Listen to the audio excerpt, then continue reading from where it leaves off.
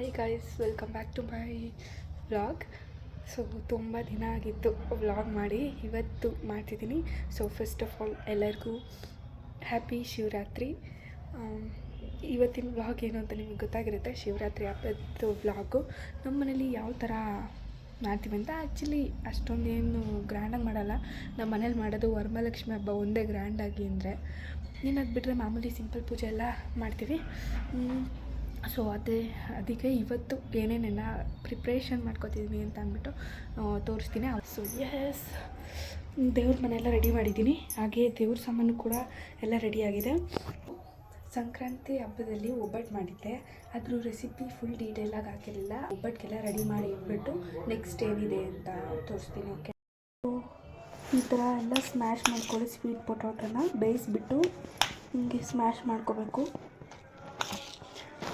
Almost ಇದೊಂದು cup ಆಗೋಷ್ಟೆಲ್ಲ ಇದೆ. So guys, first ಇವಾಗ ನಾನು 1 ಕಪ್ ಆಗೋಷ್ಟು ಬೆಲ್ಲ ತಗೊಂಡಿದ್ದೀನಿ, ಕೆಚ್ಕೊಂಡಿದ್ದೀನಿ. ಇವಾಗ ಅದನ್ನು ಗ್ರೈಂಡ್ ಮಾಡ್ತೀನಿ. ಸ್ವಲ್ಪ ನೋಡಿ, ಈ ಥರ ಪೇಸ್ಟ್ ಆಗಿದೆ. ಈ ಥರ ಗ್ರೈಂಡ್ ಮಾಡ್ಕೊಂಡಿದ್ದೀನಿ. ಮತ್ತು ಇದಕ್ಕೆ ನಾನು 2 ಬೌಲ್ ಆಗುವಷ್ಟು ಸ್ವೀಟ್ ಪೊಟಾಟೋನ ಸೇರಿಸ್ತಾ ಇದ್ದೀನಿ. ಗೈಸ್ ನೋಡಿ, ಇವಾಗ ಇದು ಎಷ್ಟು ಚೆನ್ನಾಗಿ ಪೇಸ್ಟ್ ಆಗಿದೆ ಅಂತ. ನೀವು ಬೇಕು ಅಂದರೆ ತೆಂಗಿನಕಾಯಿ ಆ್ಯಡ್ ಮಾಡ್ಕೋಬಹುದು. ನಾನು ತೆಂಗಿನಕಾಯಿ ಹಾಕಿಲ್ಲ. ಸೊ ನಾನಿವಾಗ ಒಂದು ಪಾತ್ರೆ ಇಟ್ಟು ಅದಕ್ಕೆ 2 ಟೇಬಲ್ ಸ್ಪೂನ್ ಆಗುವಷ್ಟು ಎಣ್ಣೆ ಹಾಕ್ತಾಯಿದ್ದೀನಿ. ರುಬ್ಬಿದ್ನಲ್ಲ ಅದನ್ನು ಇದಕ್ಕೆ ಆ್ಯಡ್ ಮಾಡ್ತಾಯಿದ್ದೀನಿ ಇವಾಗ. ಸೊ ಇದನ್ನು ನೀಟಾಗಿ ಮಿಕ್ಸ್ ಮಾಡ್ಕೊಂಡು ಒಂದು ಸ್ವಲ್ಪ 5 ನಿಮಿಷ ಕೈ ಬಿಡ್ದಂಗೆ ಇದನ್ನು ನೀಟಾಗಿ ಮಿಕ್ಸ್ ಮಾಡ್ತಿರ್ಬೇಕು. ರೈಸ್ ನೋಡಿ, ಇವಾಗ ಇದು ರೆಡಿಯಾಗಿದೆ. ಈಗ ತಣ್ಣಗಾಗ್ಬಿಡ್ತೀನಿ ಆಫ್ ಮಾಡಿಬಿಟ್ಟು. 1 ಕಪ್ ಆಗೋಷ್ಟು ರವೆ ಹಾಕ್ತಾಯಿದ್ದೀನಿ. ನೋಡಿ, ಈ ಥರ ಕಪ್ಪು. 1 ಕಪ್ ರವೆ, 1/4 ಕಪ್ಪಷ್ಟು ಮೈದಾ ಹಾಕ್ತಾಯಿದ್ದೀನಿ. ಆ್ಯಂಡ್ ಸ್ವಲ್ಪ ಅರಿಶಿನ. ಸೊ ಗೈಸ್ ನೋಡಿ, ಚಪಾತಿ ಹಿಟ್ಟು ಕಲಿಸ್ತೀವಲ್ಲ ಅದಕ್ಕಿಂತ ಸ್ವಲ್ಪ ತೆಳ್ಳೆ ಇದೆ ನೋಡಿ. ರೆಡಿ. ಈಗ ಇದಕ್ಕೆ ಸ್ವಲ್ಪ ಎಣ್ಣೆ ಹಾಕ್ತಾಯಿದ್ದೀನಿ. ಎಣ್ಣೆ ಹಾಕಿ ಎತ್ತಿಡ್ತೀನಿ. ಅರ್ಧ ಗಂಟೆ 1 ಅವರ್ ಎತ್ತಿಡ್ತೀನಿ.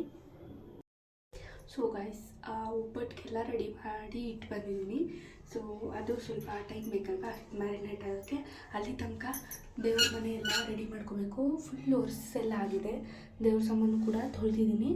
ಇವಾಗ ಇಲ್ಲಿ ಎಲ್ಲ ರೆಡಿ ಮಾಡಬೇಕು. ಸೊ ಪಟ್ ಅಂತ ಬೇಗ ರೆಡಿ ಮಾಡಿಬಿಡ್ತೀನಿ. ಓಕೆ, ಈಗ ನಾನು ಸಂಜೆ ಪೂಜೆ ಮಾಡೋಕ್ಕೆ ಅಂತ ಅಂದ್ಬಿಟ್ಟು ಎಲ್ಲ ರೆಡಿ ಮಾಡ್ಕೊತಾ ಇದ್ದೀನಿ. ದೇವ್ರ ಸಾಮಾನೆಲ್ಲ ತೊಳೆದು ಅದು ನೀಟಾಗಿ ಅರಿಶಿನ ಕುಂಕುಮ ಎಲ್ಲ ಇಟ್ಟು ಪೂಜೆಗೆ ಎಲ್ಲ ಫುಲ್ ರೆಡಿ ಮಾಡಬೇಕೀಗ.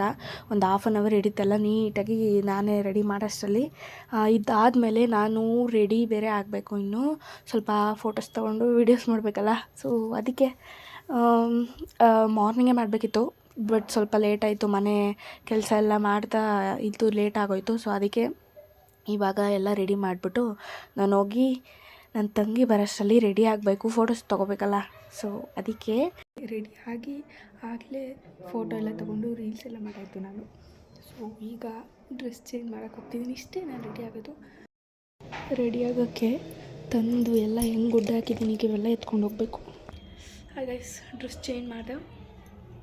ಅದು ಸೀರೆ ನಾನು ಬೇಗ ಆತ್ರದಲ್ಲಿ ಉಟ್ಕೊಂಡಲ್ಲ, ಸರಿಯಾಗಿ ಉಟ್ಕೊಂಡಿಲ್ಲ. ಸೊ ಅದಕ್ಕೆ ಇದು ಮಾಡಿದೆ. ಇವಾಗ ಟೈಮ್ ಬಂದು 5:15 ಆಗ್ತಿದೆ. ಅಡುಗೆನೇ ಮಾಡಿರಲಿಲ್ಲ ಮಧ್ಯಾಹ್ನ. ಸೊ ಅದಕ್ಕೆ ಅಮ್ಮ ರೊಟ್ಟಿ ಏನಾದರೂ ಮಾಡು ಅಂತ ಅಂದರು. ಅದಕ್ಕೆ ಈಗ ಮಾಡ್ತಿದ್ದೀನಿ. ಸಂಜೆಗೆ ಈಗ ಪೂಜೆ ಮಾಡಬೇಕು. ಎಲ್ಲ ರೆಡಿ ಆಗಿದೆ. ಈಗ ಪೂಜೆ ಮಾಡೋಕ್ಕೆ ಸ್ಟಾರ್ಟ್ ಮಾಡಿದ್ದೀನಿ. ಅಭಿಷೇಕ ಮಾಡ್ತಿದ್ದೀನಿ. ನನಗೆ ಎಷ್ಟು ಗೊತ್ತು ಅಷ್ಟು ಮಾಡ್ತಿದ್ದೀನಿ. ಈ ರುದ್ರಾಕ್ಷಿ ಬಂದು ನನಗೆ ಈಶಾ ಫೌಂಡೇಶನಿಂದ ಕಳಿಸ್ಕೊಟ್ಟಿದ್ದು.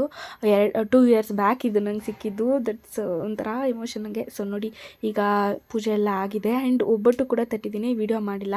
ಮಾಮೂಲಿ ಹೆಂಗೆ ಒಬ್ಬಟ್ಟು ತರ್ತೀವಿ ಆ ಥರ ಊರನ್ನ ಸೇರಿಸ್ಕೊಂಡು ಇದು ಮಾಡಿದ್ದೀನಿ ಅಷ್ಟೇ. ಇದಾಗಿತ್ತು ಇವತ್ತಿನ vlog. Thank you for watching. Keep supporting. ಹಾಗೆ ನೆಕ್ಸ್ಟ್ ಒಂದು ವ್ಲಾಗಲ್ಲಿ ಸಿಗ್ತೀನಿ. ಅಲ್ಲಿವರೆಗೂ take care. Love you all. Bye.